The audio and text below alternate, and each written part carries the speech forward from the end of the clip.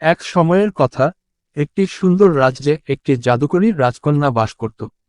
তার নাম ছিল লায়লা। লায়লার চোখের রং ছিল নীল পাথরের মতো, এবং তার জাদু ছিল অনন্য।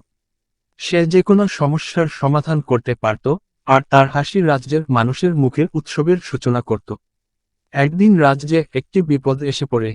একটি ভয়ঙ্কর ড্রাগন রাজ্যের মানুষজনকে আতঙ্কিত করে রেখেছিল। রাজা ও রানী অসহায় হয়ে পড়লেন। তারা লায়লার কাছে গেলেন সাহায্যের জন্য। রাজকন্যা সাহসী হয়ে ড্রাগনের মুখোমুখি হল।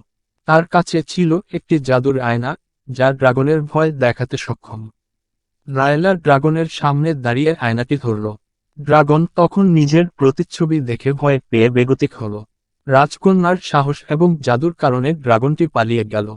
রাজ্যে শান্তি ফিরে এলো, আর লায়লার সাহসের জন্য সবাই তাকে সদাসর্বদা স্মরণ করবে বলে শপথ করল। রাজ্যবাসী আনন্দে নাচগান শুরু করল, আর লায়লা তাদের মধ্যে এক জাদুকরী গল্প হিসেবে বেঁচে রইল। তার সাহসিকতা ছিল